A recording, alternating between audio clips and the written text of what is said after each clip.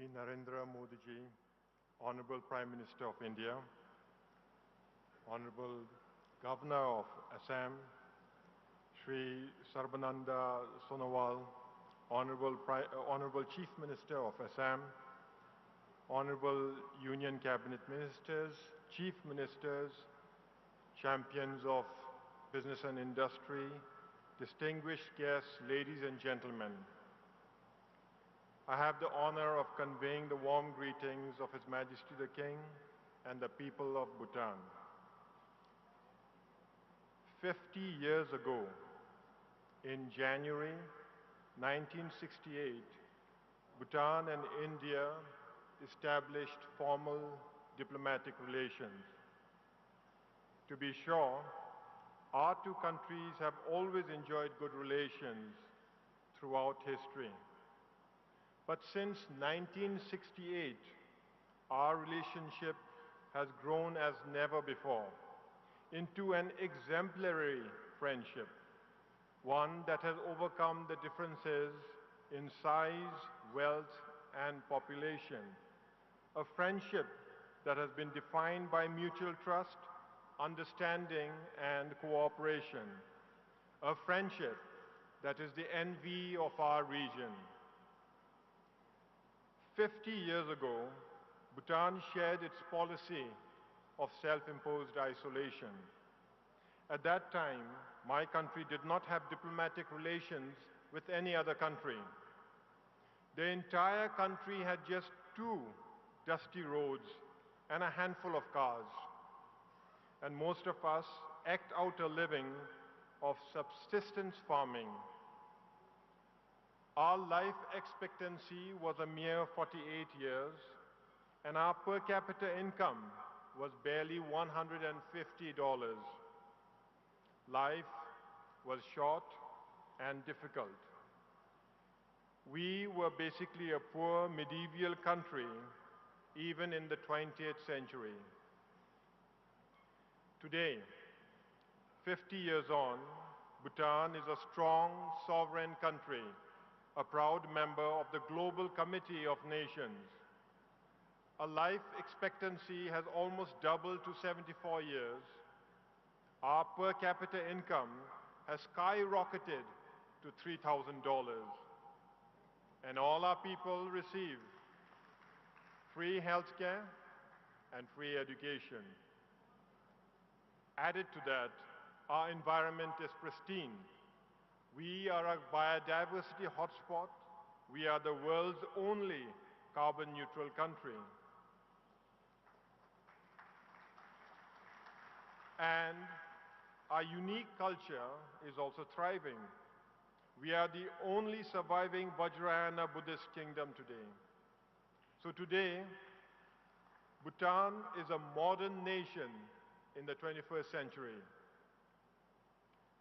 Bhutan's transformation from medieval kingdom to a modern nation has been achieved in just 50 years. This was possible because of the selfless leadership of our beloved kings and the hard work of our people. This unprecedented transformation was possible also because of the goodwill, friendship, and support of India, our closest friend and neighbor.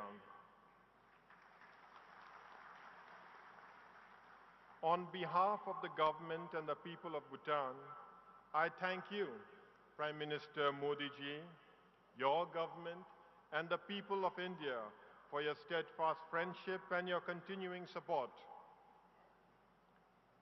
We in Bhutan take our neighbors seriously. We have a saying, Tharingin the Nyule, Thanyesai Shimsakhache. Or in other words, neighbors who are close are much more important than relatives who are far away. That's why we take our relationship with India, our neighbor, very seriously. And because of that, we enjoy a special friendship with India, a friendship that is defined by the warm embrace and mutual respect of equals. To India, Bhutan is a sibling, not a little brother. And to Bhutan, India is an older sibling, not big brother.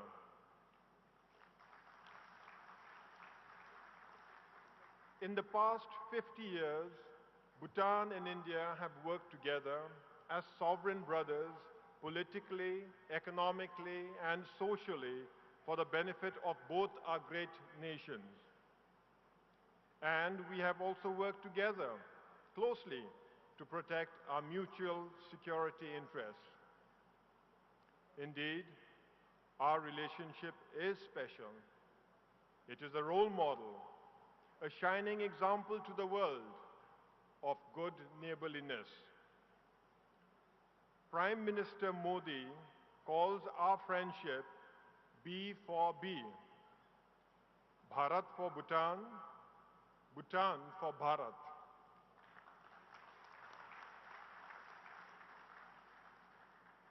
B for B.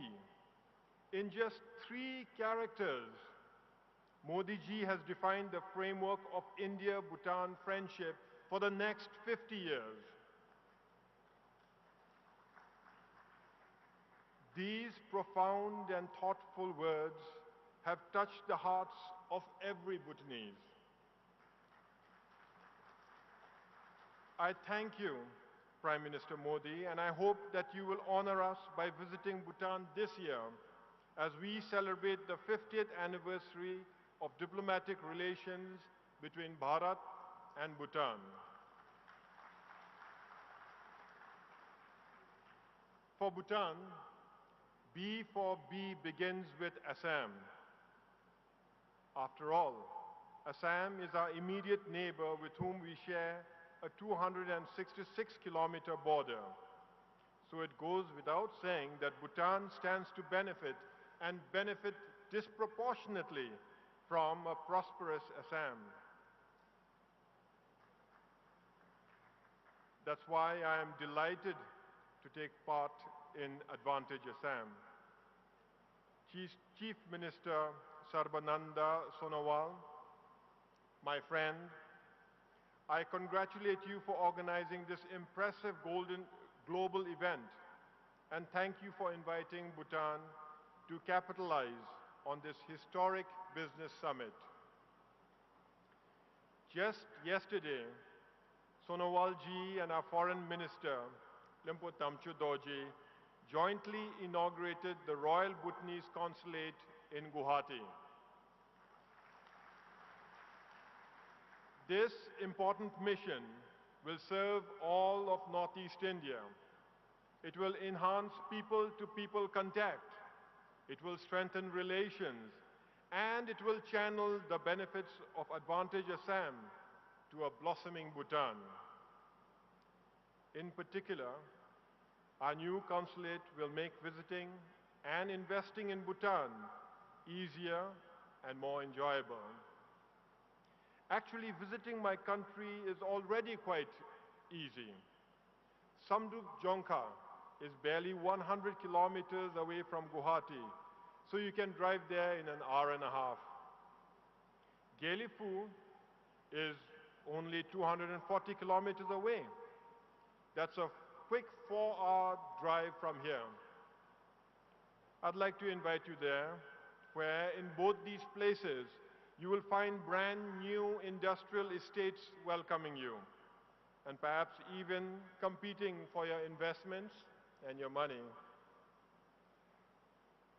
If you prefer to fly, you can take Drukgyal, our national flag carrier, from here to Paro. You'll be in Bhutan in a mere 25 minutes. Once there, you will find that there's much more to Bhutan than our unique culture, our pristine environment, and our friendly people. You'll find that the business environment in Bhutan is surprisingly conducive. For example, doing business in Bhutan is relatively easy. The World Bank ranks Bhutan number 75 in its Ease of Doing Business Index. But we are not satisfied. We are already working to get to the top 50. You'll also find that Bhutan is relatively corruption-free. Transparency International places Bhutan at a respectable 27 in the Corruption Perception Index. And you'll find that Bhutan is peaceful. According to the Global Peace Index, Bhutan is the 13th most peaceful and stable country in the world. In addition, there are 3 little-known secrets that might interest you. The first is the cost of energy. At 2.23 rupees per unit, our industries have access to the cheapest electrical power in the world. The second is our free trade agreement with India. This agreement guarantees us free and complete access to India's huge market.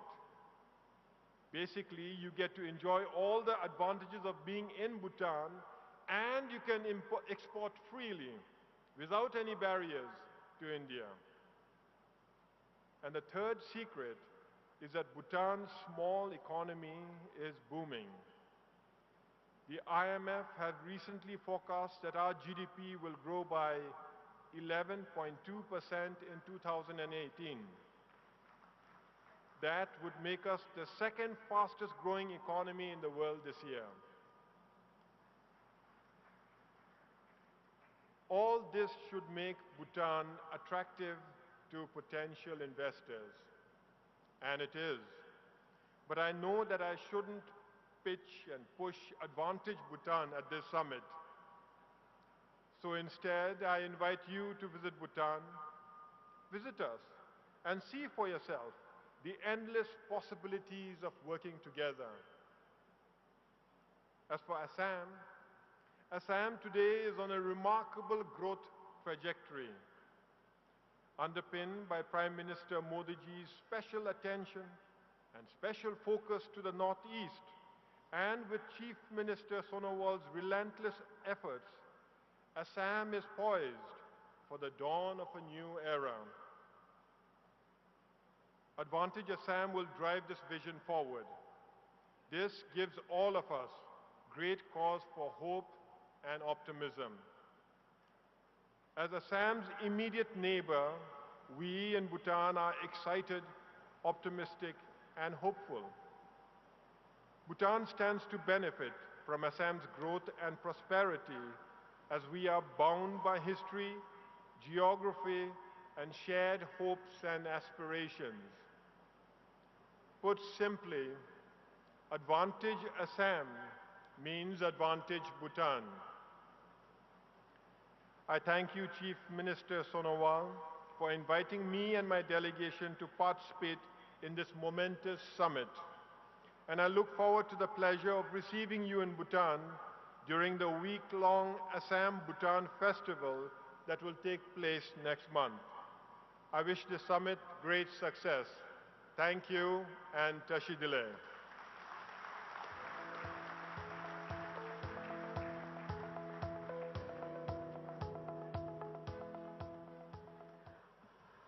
We thank the Honorable Prime Minister of Bhutan for his valuable speech.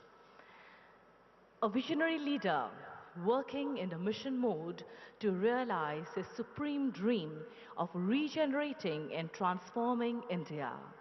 His governance model, a development plus model to develop Brand India, is based on the bold initiatives such as Make in India, Skill India, Startup India, Clean India, Digital India, and financial inclusion.